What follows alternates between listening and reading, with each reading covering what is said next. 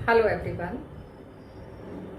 आज का हमारा नया विषय एक व्यंग रचना है जो लेखक हरिशंकर परसाई जी के द्वारा लिखा गया है और पाठ का नाम है प्रेमचंद के फटे जूते।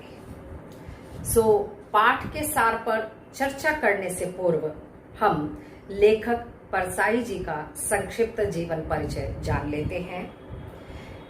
हिंदी के प्रसिद्ध व्यंग्यकार हरिशंकर परसाई जी का जन्म मध्य प्रदेश के होशंगाबाद जिले में वहां के जमानी गांव में 1922 में हुआ था। इन्होंने नागपुर विश्वविद्यालय से हिंदी में एमए किया और अपना जीवन यापन करने के लिए इन्होंने अध्यापन व्यवसाय को चुना। 1947 में नौकरी से इन्होंने त्यागपत्र दे दिया और स्वतंत्र रूप से ये लेखन में आ गए। जबलपुर से वसुधा नामक पत्रिका का ये संपादन करते थे, निकालते थे। सन 1995 में इनका देहांत हो गया था। कुछ इनकी रचनाएं हैं। हंसते हैं रोते हैं, जैसे उनके दिन फिरे, कहानी संग्रह, रानी नागमती की कहानी, तट की खोज, ये उपन्यास है। तब की बात और थी, भूत के पांव पीछे, बेमानी की परत, पगडंडियों का जमाना, सदाचार का ताबीज, शिकायत मुझे भी है और अंत में ये निबंध संग्रह हैं। वैष्णव की फिसलन, तिरछी रेखाएं, ठिठुरता हुआ गणतंत्र, विकलांग श्रद्धा का दौर, ये व्यंग संग्रह है जो मुख्य रूप से उल्लेखनीय हैं, चर्चा में आते हैं। इसके बाद हम व्यंग पर आ जाते हैं और व्यंग का सार कुछ इस प्रकार से है कि यह पूरा व्यंग प्रेमचंद जी को लेकर लिखा गया है, उनकी एक फोटो को लेकर जिसमें पत्नी उनके साथ है। और फोटो में भी आप देखिए कि एक हिस्से को लेकर उनका पैर का जूता उंगली पर से फटा हुआ है। तो इस रचना को हम कुछ अलग अलग भागों में बांट लेते हैं और फिर इस पर चर्चा करते हैं। पहला हमने भाग लिखा है प्रेमचंद का व्यक्तित्व। प्रेमचंद जी का व्यक्तित्व आप दो बैलों की कथा भी पढ़ चुके हैं और उसमें भी हमने प्रेमचंद जी का संक्षिप्त रूप में जीवन परिचय जाना था। प्रेमचंद जी और उनकी पत्नी दोनों का फोटो यहाँ लेखक देख रहे हैं, जिसमें प्रेमचंद जी ने कुर्ता, धोती और मोटे कपड़े की टोपी पहन रखी है, क्योंकि गांधीवादी जमाना था तो खादी की टोपी पहनी जाती थी। चिपकी हुई कनपट्टी पर गालों की हड्डियां उभर आई हैं, यानी इतना मुंह उनका पिचका हुआ था और घनी मूछें, उनके कारण से गाल और पिचके हुए दिखाई देते थे। वैसे चेहरा उनका ठीक दिखाई देता था, भरा भरा भी कह सकते हैं। पैरों में बेढंगेपन से बंधे हुए जूते हैं, कैनवस शूज पहन रखे हैं। दोनों जूतों में बाएं पैर के जूते में एक बड़ा सा छेद हुआ है, जिसमें से जो उनकी छोटी उंगली है वो बाहर झांक रही है, निकली हुई है। और वैसे ही वो आराम से फोटो खिंचा रही है, उन्हें कोई लज्जा शर्म नहीं, चूंकि व्यंग है ये। वो मेरे अपने हिसाब से जैसे थे वैसे दिखाई देना चाहते थे, दिखावा नहीं करते थे, इसलिए उन्होंने फोटो खिंचा ली। दूसरा है, यानी कहने का तात्पर्य फोटो में कोई बनावटी नहीं दिखाई दे रही थी, बनावट नहीं दिखाई दे रही, दिखावा नहीं था, जैसा आज की परंपराएं हैं, हम दिखावा बहुत पसंद करते हैं। दूसरा पॉइंट आ जाता है कि लेखक की दृष्टि उस एक पॉइंट पर, फटे हुए जूते पर अटक गई। जब लेखक की जूते पर, फटे हुए जूते पर दृष्टि अटक गई तो वे सोचते हैं, बताओ प्रेमचंद जी ने इस फटे हुए जूते में फोटो खिंचवा लिया, इन्हें जरा भी शर्म नहीं आई। और कपड़ों पर जब निगाह डाली, यदि फोटो खिंचाने के लिए ये कपड़े हैं तो ये वैसे कैसे रहते होंगे। भाई आमतौर पर कितना भी सादगी पसंद व्यक्ति हो, उसके पास दो चार जोड़े तो होते ही हैं, घर में पहनने के अलग, बाहर जाने के अलग। परंतु यहाँ ये दृश्य देखकर ऐसा लग रहा था कि जो उनका असली जीवन है उसमें और यहाँ फोटो में कोई अंतर उन्होंने नहीं किया है। फोटो में भी उनके चेहरे पर वही बेपरवाही दिखाई दे रही थी जो उनके जीवन में थी। दिखावा बिल्कुल नहीं, परंतु आत्मविश्वास से भरपूर। फोटोग्राफर के कहने पर बड़ी कठिनाई से उनके चेहरे पर अभी मुस्कुराहट आने को ही थी, जैसे कहीं गहरे कुएं में दबी पड़ी हो, तभी आई भी नहीं थी और फोटोग्राफर ने क्लिक कर दिया, फोटो खींच दिया। फिर भी चेहरे पर विचित्र और आधी अधूरी सी मुस्कान आ ही गई। इस मुस्कान में भी उपहास छिपा था, जैसे सामने वालों का, जो उसको फोटो को देख रहे हैं, उनका उपहास कर रहे हैं कि तुम कितने मूर्ख हो, दिखावा करते हो। मैं तो दिखावा बिल्कुल भी नहीं करता, जैसा हूं वैसा ही दिखाई देता हूं। दूसरे शब्दों में कहें, प्रेमचंद जी का जीवन बड़ा कठिनाइयों के दौर से उस समय गुजर रहा था, फिर भी वो मुस्कुराते हुए दिखाई देते थे। नेक्स्ट पॉइंट आता है, मांगने की आदत पर व्यंग किया गया है। मांगने की आदत की तो बात यहां तक की गई है कि पत्नी तक दिखावे के लिए मांग ली जाती है, फोटो खिंचाने के लिए। ये यहां व्यंग किया गया है इस चैप्टर में। प्रेमचंद जी संकोची स्वभाव के थे, फोटो का महत्व वो बिल्कुल नहीं जानते थे।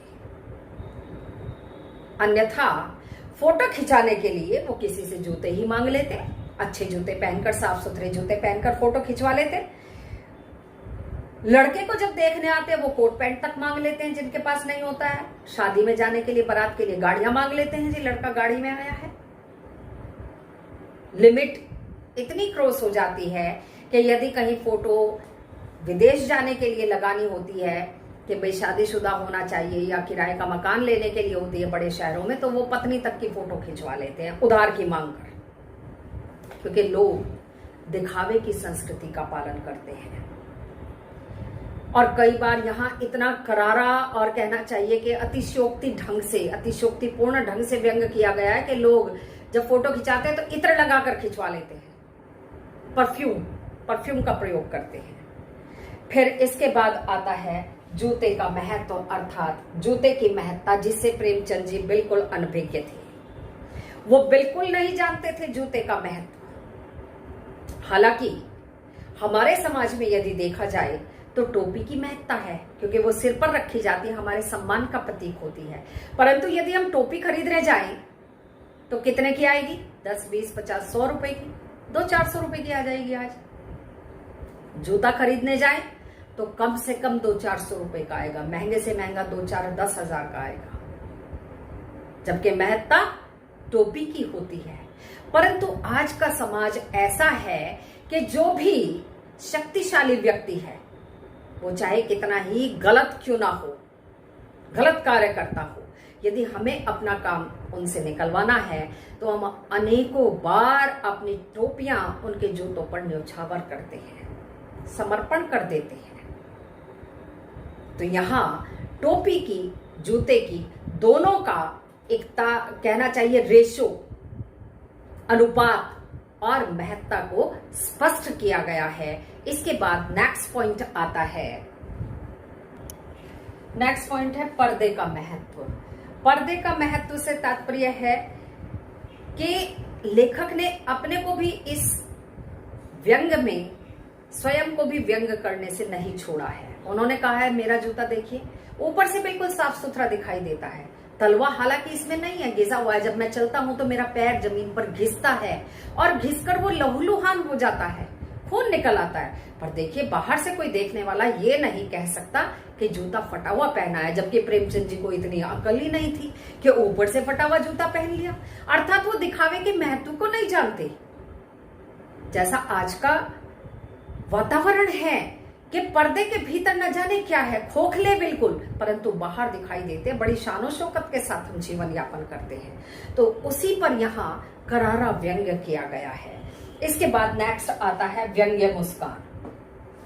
व्यंग्य मुस्कान से तात्पर्य है प्रेमचंद जी के चेहरे की जो वो आधी अधूरी सी मुस्कान फोटो में दिखाई दे रही है ना, उसका लेखक के अनुसार उन्होंने बताया है कि हम तो इनका क्या उपहास करेंगे कि फटा जूता पहना है, उल्टा ये हमारा उपहास कर रहे हैं कि तुम कितना मूर्ख हो, तुमने जूता ऊपर से सही पहन रखा है पर अंदर से तुम घिसे चले जा रहे हो, घायल हुए जा रहे हो, लहूलुहान हुए जा रहे हो, जबकि मैं हूं, मेरा पैर बिल्कुल सुरक्षित है। ऊपर से फटा है जूता, फटा रहे, मुझे कोई फर्क नहीं पड़ता। यहां लेखक ने प्रेमचंद जी को बताया है कि हम फोटो देखकर उनका उपहास करना चाहते हैं, परंतु उल्टा उनको देखकर ऐसा लगता है कि वो हमारा उपहास कर रहे हैं कि तुम कितने मूर्ख हो, तुम दिखावे में खींचे चले जा रहे हो, अपना नुकसान किए जा रहे हो। नेक्स्ट पॉइंट आता है जूता फटने का कारण। जूता फटने के कारण में लेखक ने अनुमान लगाया कि ऐसा हो सकता है कि किसी सख्त चीज में, टीले जैसी चीज में आपने ठोकर मारी हो, पर अगर ठोकर मारते तो आगे से फटता, उंगली पर से क्यों फटा? ये कहने का तात्पर्य है कि यह मुस्कान गोदान के होरी की तो नहीं है, और प्रेमचंद सदियों से समाज में प्रचलित सामाजिक कुरीतियों, बुराइयों पर शायद ठोकर मारने का काम करते चले आ रहे हैं, इसीलिए उनका जूता फटा हुआ है। और अंतिम है प्रेमचंद जी की कमजोरी। प्रेमचंद जी का व्यक्तित्व ऐसा व्यक्तित्व था कि वे किसी भी बुराई से समझौता नहीं करते थे, अथवा उसे दृष्टि से ओझल करके, अपनी दृष्टि से ओझल कर, ऐसा नहीं कि नजरअंदाज की और बगल से निकल गई जैसे नदी निकल जाती है, नहीं, समझौतावादी नहीं थे। उनके फटे जूते से निकली हुई उनकी उंगली, लेखक के अनुसार ऐसा लगता है कि समाज में जो घृणित कार्यकलाप चल रहे हैं उनकी ओर वो हाथ की उंगली से भी इशारा करना पसंद नहीं करते, बल्कि पैर की उंगली से इशारा कर रहे हैं, संकेत कर रहे हैं। ठोकर मारते मारते उनका जूता फट गया। लेखक के अनुसार प्रेमचंद उन सब लोगों पर हंस रहे हैं जो बुराइयों से बचकर, नजरअंदाज करके बराबर में से निकल जाते हैं कि हमारा नंबर तो नहीं आया, जब आएगा तब देखेंगे, साइड से होकर निकलते हैं। लोग अंगुली को ढकने के चक्कर में पूरे तलवे का नुकसान कर बैठते हैं, अपना नुकसान कर बैठते हैं, जबकि वो ये भूल जाते हैं कि यदि पैर नीचे से लहूलुहान हो जाएगा, घायल हो जाएगा, तो जीवन में चल कैसे पाएंगे, अर्थात उन्नति कैसे कर पाएंगे, आगे कैसे बढ़ पाएंगे। और अंत में लेखक का कहना है कि वे प्रेमचंद के फटे जूते की बात को अच्छी तरह समझते हैं, अंगुली